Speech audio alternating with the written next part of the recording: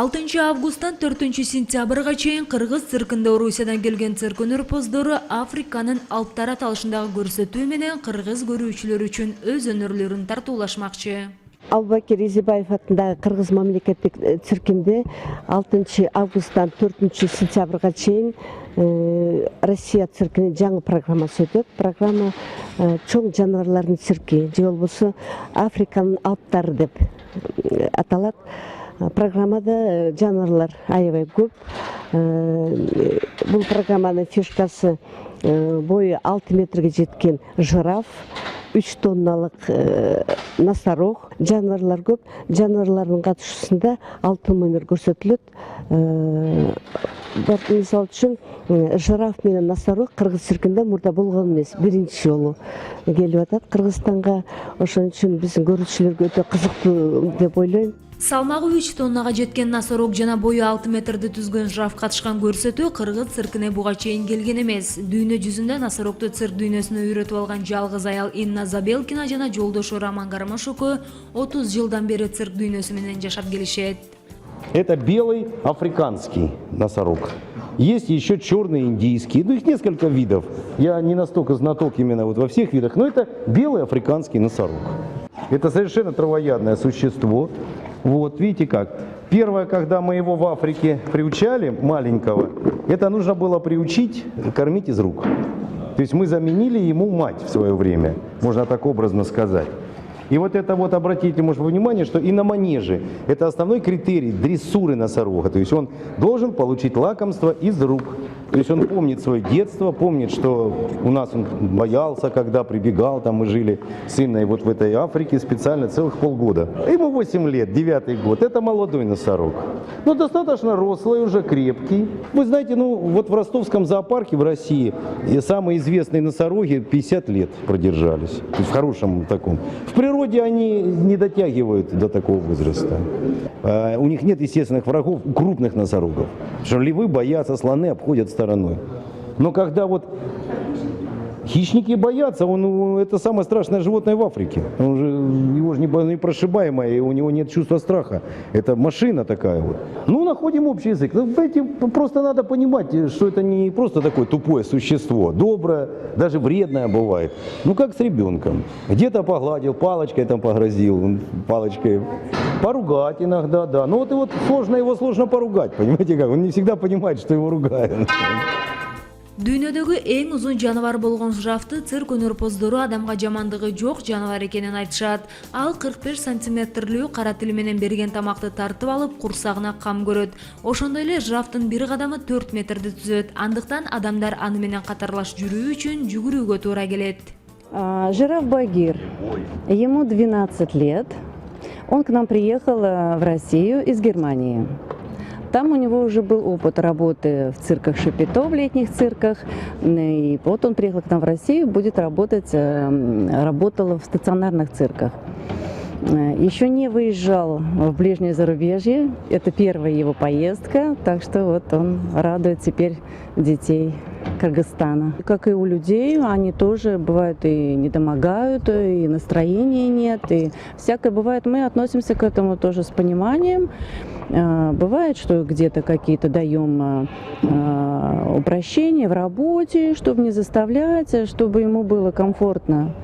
То есть смотрим, как настроен, как чувствует себя. Иногда, конечно, хитрости бывают, но это мы видим уже. Дело в том, что Багир, он уже рожден у нас в неволе, и второе поколение, рожденное в неволе, уже на свободе он просто не проживет. Это будет животное съедено, это будет уже считаться слабым животным для естественных условий. Вот. А его мы, конечно, оберегаем, мы прям холим его, лелеем, чтобы он у нас не болел, кушал хорошо, спал. Вот все условия ему стараемся создавать, чтобы он чувствовал себя комфортно с нами уже. Ну, это же травоядное животное, в общем-то, жвачное, поэтому это же не хищник. Конечно, все-таки с ним полегче, чем я, скажем так, вот с тиграми, со львами. Африканын Алптары аталышындагы көрсөтүүнүн алкагында жираф менен носорогдон тышкары жырткычтардын падышасы болгон арстан жана жолборстор, маймылдар манежге чыгышат. Жолборс менен арстан жырткычтар тукумуна киргендиктен цирк өнөрүнө үйрөтүүгө көп эмгек талап кылынат, дейт Роман Гармаш. Если хищник нападает, то это значит, или он обороняется, или же он хочет есть. Вот это одно из двух. Конечно, для них мы являемся объектом охоты, так или иначе, потому что есть хищнический инстинкт, но мы дрессировщики. То есть вот эти красавцы, они знают нас, уважают. Белый наш бенгальский, очень редкий тигр, это белый бенгальский тигр, зовут его Петрик. Вот он к нам приехал какое-то время назад, маленький, вот такой. И, конечно, когда такого тигренка вот на руках, я его вместе с женой, вот как ребенка, он подрастает потихонечку. Первое время он ластится, прижимается, приходит спать в кровать, залезает. Значит, ну, где-то до 3 месяцев мы позволяем такие вещи. Потом уже клеточка, потом вольер, какая-то дисциплина.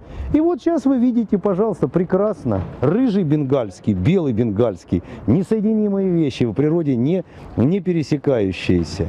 Бенгальские тигры – это Индия, это очень редкий вид. Белых выводили специально для красоты. Махараджи имели, как они у себя в питомниках.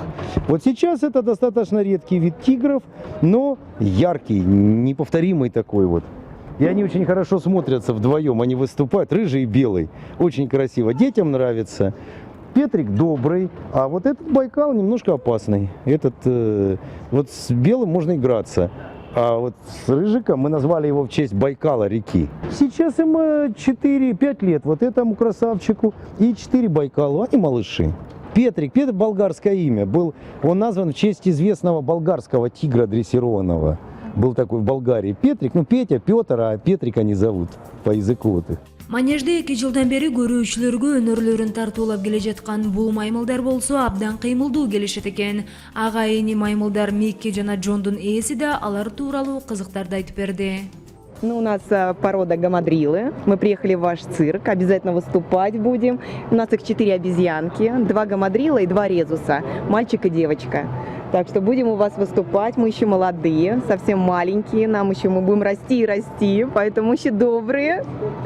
Вот. А так у нас 2 мальчика, 2 брата, Микки и Джонни. Они как люди, организм у них полностью как у людей, поэтому их надо кормить как, ребенка, скажем так, каши, супы, овощи, фрукты, полноценное питание имеется в виду, йогурты, творог, в общем, едят все. Вообще они как люди, в принципе, едят все, можно даже гуляш предложить, они гуляш съедят, поэтому они ни от чего не отказываются, очень в этом плане неприхотливые. Все-таки животное это не человек, они когда болеют, либо, допустим, плохо себя чувствуют, они же сказать не могут. Поэтому, конечно же, надо смотреть на них внимательно. Со временем, конечно, привыкаешь, уже понимаешь, где ему плохо, где ему хорошо. Иногда не хотят работать, хотят играть. Они 2-й год выступают, да. Всего у нас годик. Джошенька, пошел погулять. Они могут сейчас сидеть спокойно, а через 5 минут начинать нервничать. Вот кого-то что-то увидели в зале, например. У кого-то попкорн есть, а очень хочется попкорн. Поэтому, да, такой момент бывает у нас. Да, молодец. Вот он уже и полазит. Вот они не усидчивые животные такие в этом плане, конечно.